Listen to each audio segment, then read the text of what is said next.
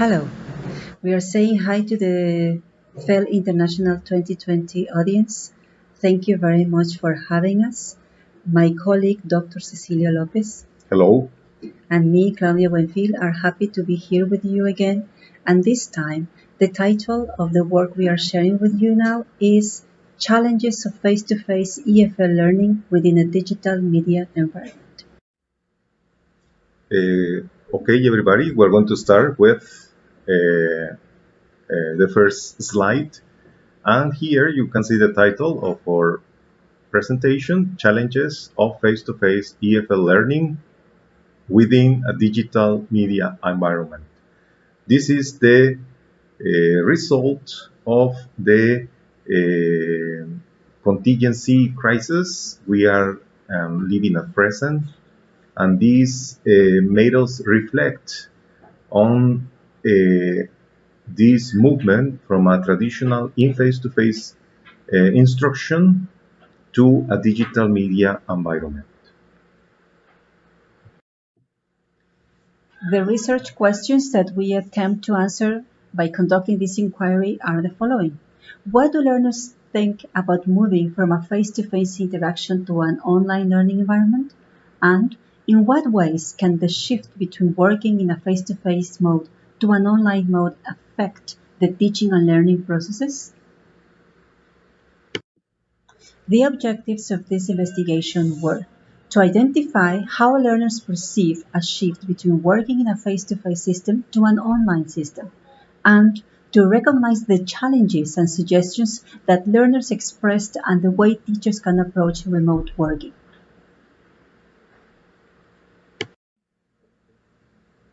We have divided the theoretical framework into 6 sections: a hybrid, in-house, and virtual environment.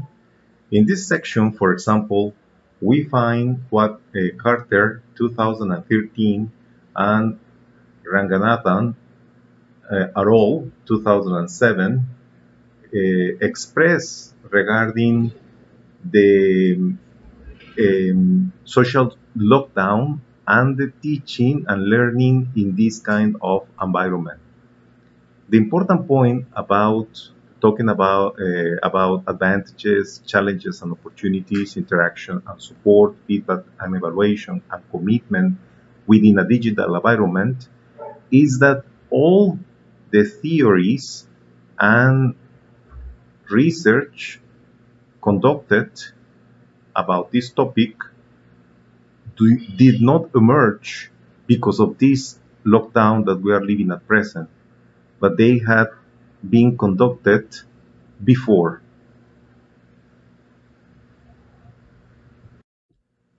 We conducted a descriptive case study within the qualitative paradigm. We used as context of investigation the language school, and the participants were students of 2 different intermediate classes. The data collection instruments were a semi-structured interview, and we kept emails from students. Okay, now in the section of findings, 7 categories emerge from the data obtained: online mixed interaction, online mixed support, rewarding experiences of online learning, challenging online learning experiences, advantages of mixed online courses, disadvantages of mixed online courses, and suggestions of mixed online courses students made. The explanation of the following categories will refer to only 4 of them, as we don't have too much time. However, we hope that in the article you will be able to know more about the rest of them. The first category we are going to share with you is called online mixed interaction. It's important to say that these students started their courses in a face-to-face mode, but because of the pandemic, they switched to the online mode. Then We also called it mixed because their teachers used three means to establish contact with the students, namely email, UV Zoom, and WhatsApp. In general, students identified the interaction with their teacher as positive, but they also identified some aspects within this interaction process that were not very good, like the interaction they had with their partners. They said that some of them didn't reply properly, and that was not a positive aspect from their point of view.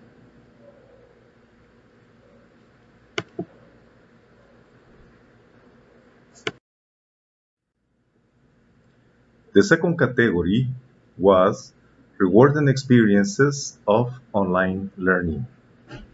Here we have two examples, as you can read them, in which we try to present 2 points of view.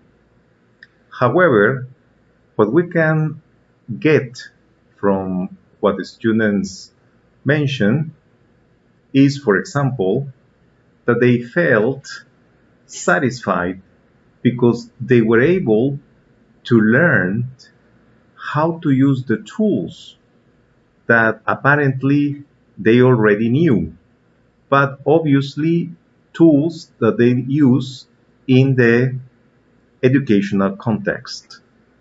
And also, regarding the learning of English, they were very satisfied because they were able to improve their speaking skill, something that called our attention because we never expected that in this kind of mode, students would develop the speaking skill the way they did. Our participants identified several challenges of working online. Here we are presenting you two. The first one has to do with the connection they had to internet, which in general frustrated a lot of people, not only here in Mexico, but in the whole world. The second challenge they found was the kind of skills teachers had to focus on, precisely because they had to work remotely. And some of them found it a bit difficult.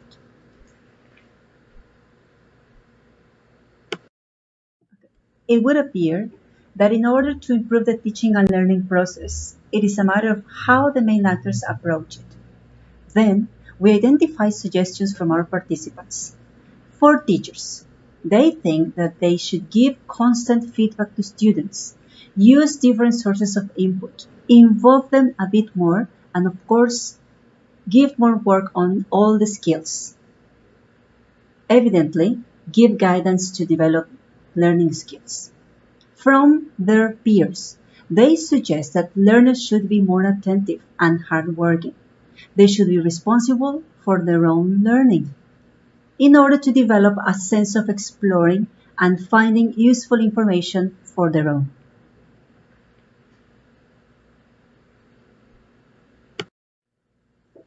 Okay, now we are going to present the conclusions. However, it is important to mention that the term that started in February started as a face-to-face mode and then turned into a digital mode. The world was impacted by the strength of the SARS-CoV-2 or COVID-19 virus, and this prevented everybody from going back to school. Therefore, it is clear now that there is a distinction between blended learning, which has previously combined traditional and online learning processes, and a hybrid system, which is the result of a response to a social emergency. Now we can see that these should be used as different terms.